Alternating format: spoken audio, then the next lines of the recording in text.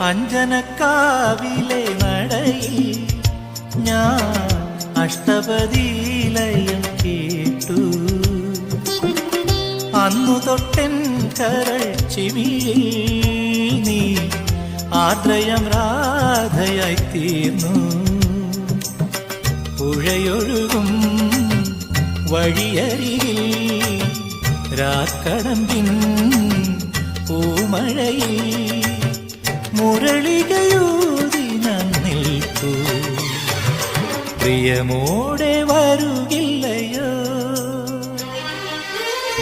പാതിരപ്പുള്ളുണർന്നു പരൽ മുല്ലക്കാടുണർന്നു.